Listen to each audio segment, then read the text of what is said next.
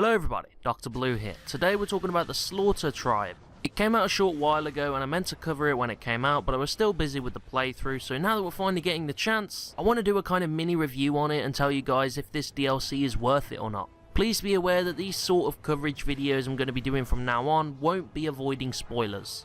Mostly because just playing the game after what happens is kind of a spoiler in itself, so I can't possibly do coverage like this and not have some spoilers. So these types of videos are probably going to be for the people like myself who want to see the game improve and are urging the Monolith developers to listen to their community and help improve this game to the standard we know it can be. So let's get into it. So first of all, when I downloaded the DLC, we got this short message which mentioned just one of the Slaughter Tribe's missions, when in fact there are multiple. They played the Slaughter Tribe like a kind of invasion into Mordor. These Slaughter captains would first have these type of duel-like missions, where instead of it being an Uruk versus an Uruk, the tribe would come into the region asking for a challenger to appear, which of course would be you. And so you'd enter this duel with a Slaughter Tribe Uruk and basically just have to defeat them. However, this DLC did bring in a new glitch. You couldn't identify Slaughter Tribe captains during their Slaughter Tribe missions, so when it was walking forward and I was trying to identify him, it wouldn't work because this new glitch has been introduced now.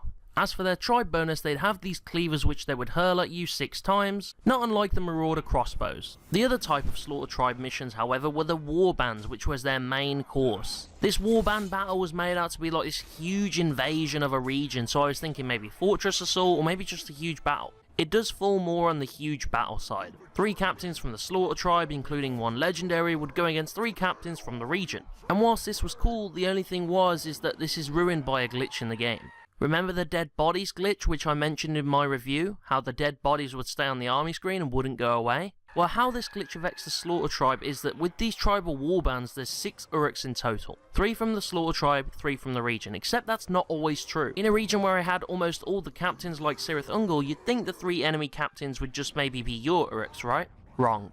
Even if you have all the Uruks in the region, these Slaughter Tribe missions prevent you from using your own Uruks, so they still draw in 3 enemy Uruks even if they're not in your army screen. This means that because of the dead bodies glitch, you won't have room for them, so these 3 Slaughter Tribe Uruks and these 3 enemy Uruks will replace Uruks in your region. So when you start these tribal warband missions, you can expect to lose 6 of your own Uruks unless you have space for all these other enemies. These missions usually consist of about 3 or 4 per region, 1 tribal warband mission and the rest being these duel type missions. As for the Slaughter Tribe itself, the fortresses they add are pretty interesting, but in my opinion maybe a little overdone.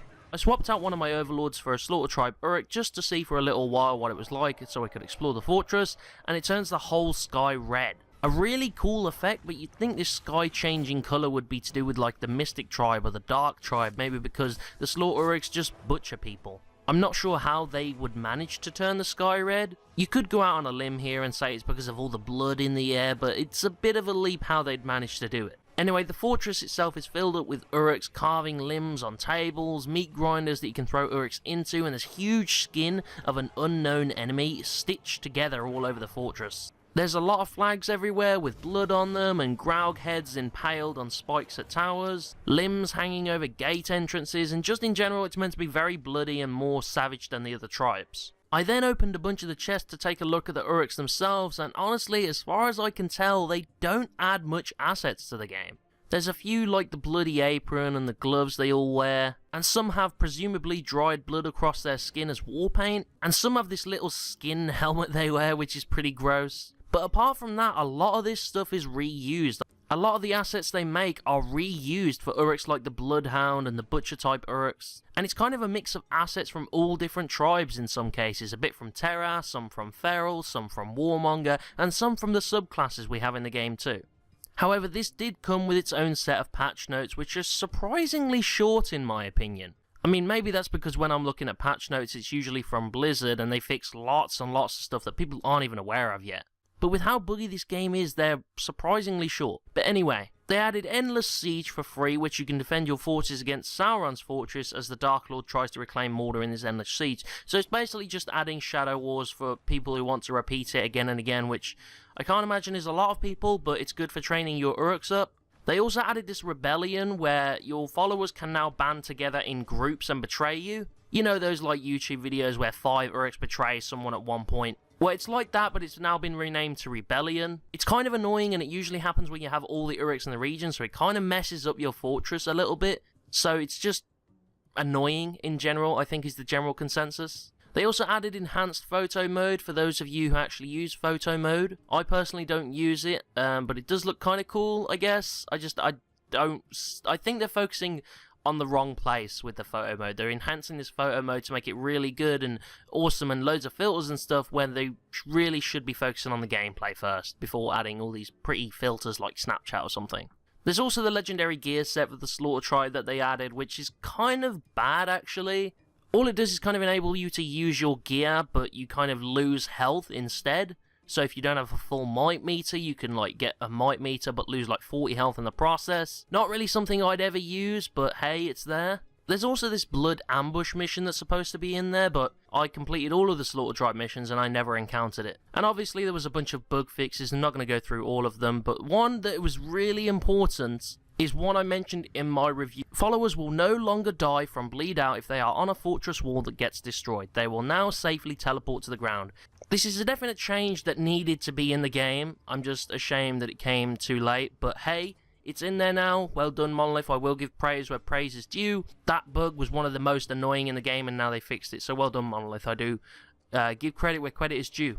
Also, another bug I mentioned in my review where I got stuck inside of a hay bale. They've apparently addressed that now. I'm not sure if my hay bale was included, but they said they've done a number of instances, so I have to hope it's kind of in there. There was the fall outside the environment, which I encountered only once in my spare time, and I didn't get any footage of it, so I completely forgot about it, to be honest, but hey, that's been fixed. And just a bunch of other bug fixes, really, but hey, at least they're fixing the bugs, but I just wish they'd listen to the community a bit more and improve what we want to improve. And they are aware of the dead bodies glitch now, it's just they kind of need to get on it faster. So should you buy the Slaughter Tribe DLC?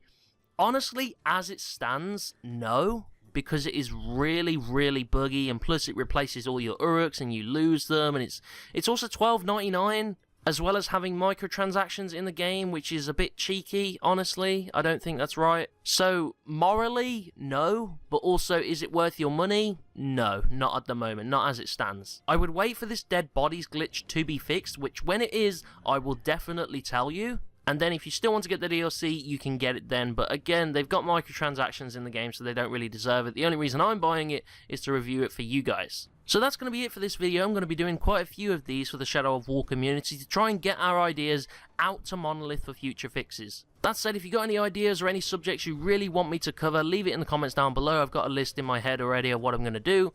But if you got anything that you really want to tell Monolith, leave it in the comments down below. I'll make a video about it. And then hopefully we can try and get these videos out to Monolith and have them see them or something. And just have them listen to their community a bit more. But on another note, I'll still be playing through Mass Effect Andromeda. But I want to slot these videos in regularly as well. Plus I've still got online pit fights and Rebellion to catch up on. So thanks for lending me your eyeballs, Blue Dudes. I'll see you next time.